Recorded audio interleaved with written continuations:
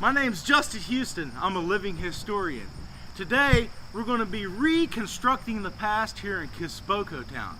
Today I have Jake and I have Bailey, volunteers here for the Clark County Park District, and they're going to be helping me doing some daubing today. So, come join us on our adventure.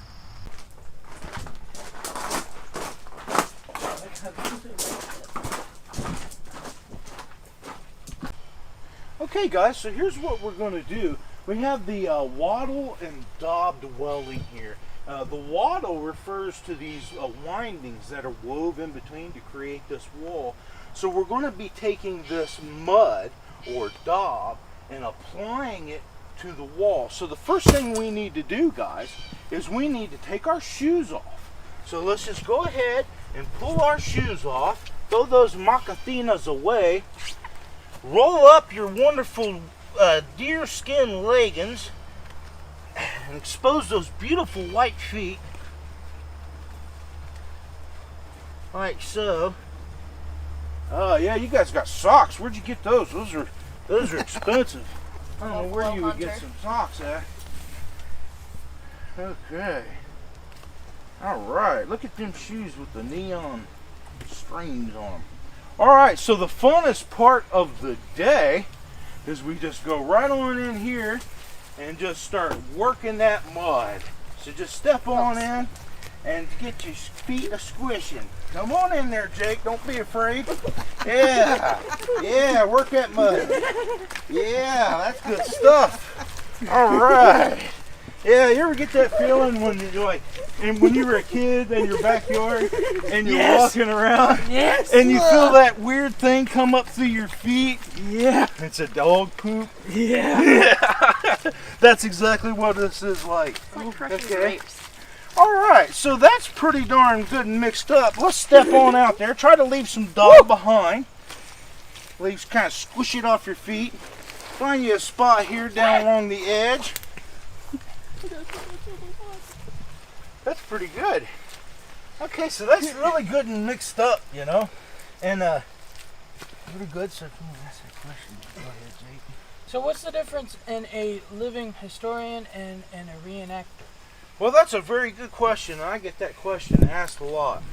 You know, a living historian and a reenactor both pretty much do the same thing. They're educators, and they're educating about a certain point in history. But one of the major differences is your reenactor is someone who's going to look pretty all the time. They're going to have a lot of really good regalia and jewels and things like that on them because they're in front of the camera and they're going to be in your reenactments. Now, a living historian is someone who likes to get into history and literally be a part of history. A living historian has to get into history and really be a part of what it takes to be truly a part of the park and the things that are going on. Now, have you guys ever made mud pies? No. You've never made mud pies? Okay, I climbed trees so what you do is you take a big old thing of mud like this and you make a ball. Then you come over to the wall and we start at the bottom and we splatter it. Okay? Very, very good, right? You just come in there and you splatter that on that wall. Really nice. Alright? Get in there and you get really into it. That's what a living historian is. And you get to see our lovely Ohio weather, right? Okay. So we keep doing this.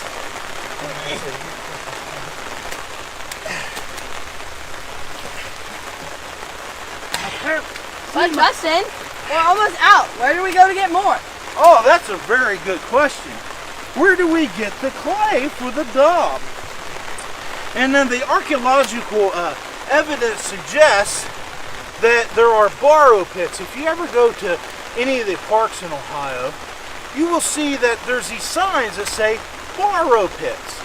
And it's like, what is that? Well, in many cases, the people would come to an area where they want to do this, and right next to the area, they would start to dig the ground to bring up that clay to make their daubing. Now, here in the park, you see we have a piece of canvas down now so that we can control what happens underneath. But if we were to dig a borrow pit right here, right next to the building, we could have problems with horses falling into the hole or even kids playing and getting in it. So we have a quarry further over that way. I'm gonna get my paint going here. Okay, so what you have is, have you ever heard of a pothole, like in the road? Yeah. Okay, do you know where that comes from? Nope. That saying comes from where the potters, back in the old days, would go up close to the road and start digging a borrow pit for their clay. And it was very convenient because wagons could come up close and they could load their material, their clay, into the wagon, and it made it easier to transport it. So that's kind of where we get the saying, don't get off in a pothole, because back in the old days, the potholes were very large and right next to the road. And so if you got off into that pothole, you was going to have a bad day. So that's where we get the saying, watch out for the potholes on I-75. Is because it came from where they were sourcing that clay to do daubs, and in many cases bricks and different things made of clay. So we'll now go over to our area back in the woods further, because it's a little bit safer, where we've started to source some of this clay. All right, let's go check it out, guys. Okay, guys, come on, follow me.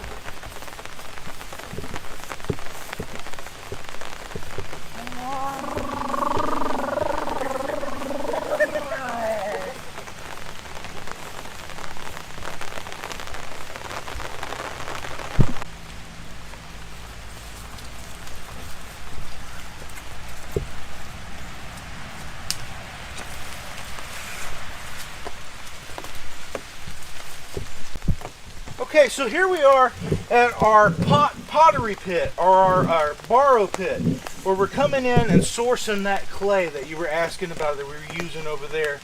And so what we're going to do here is we're digging and we're sourcing our clay. But not only that, we're doing a little bit of experimental archaeology.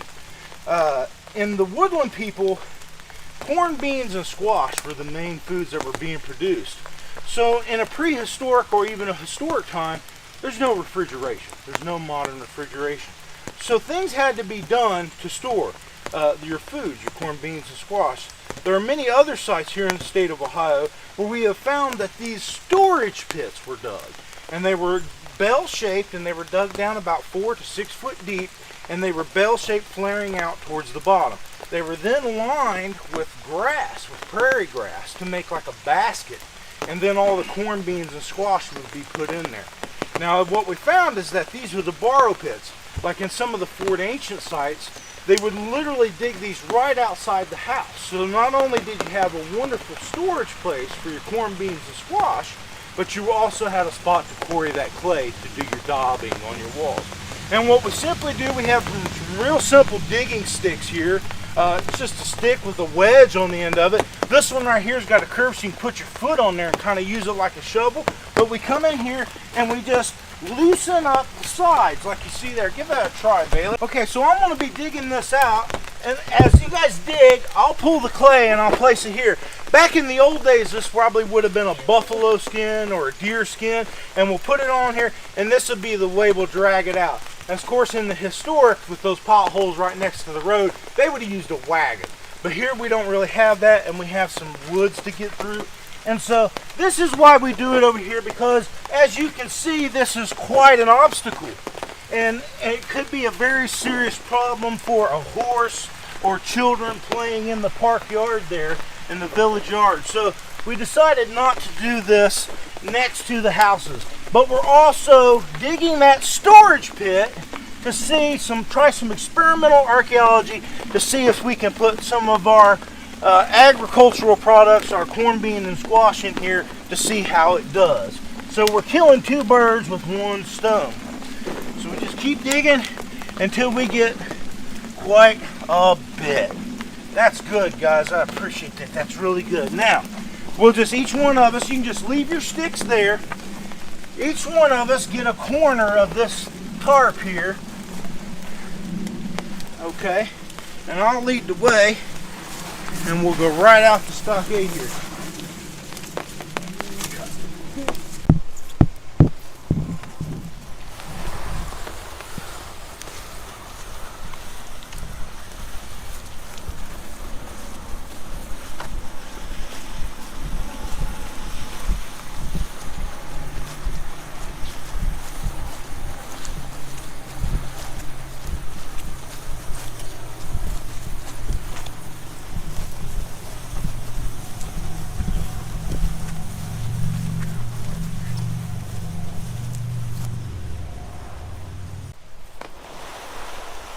There you go.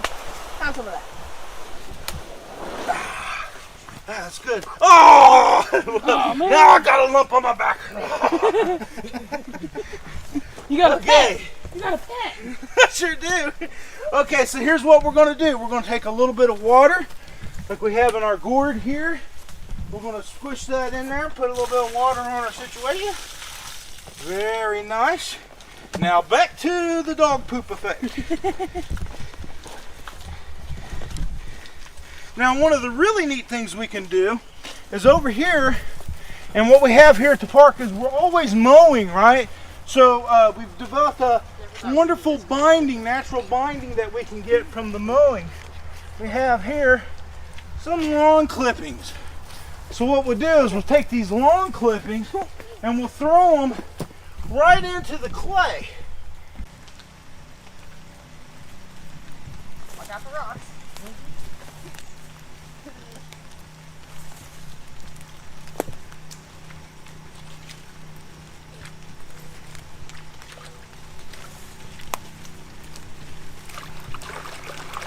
Oh, that water is cold. What happened to Justin? I don't know. Maybe he got lost. Might have. Coming, guys! I'm on my way! There he is. There it is. Here, get out of the way. Yeah.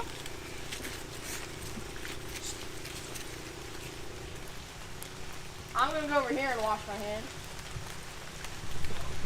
I found a nice rock to stand on. All right. Here I am, guys! I've been looking for you!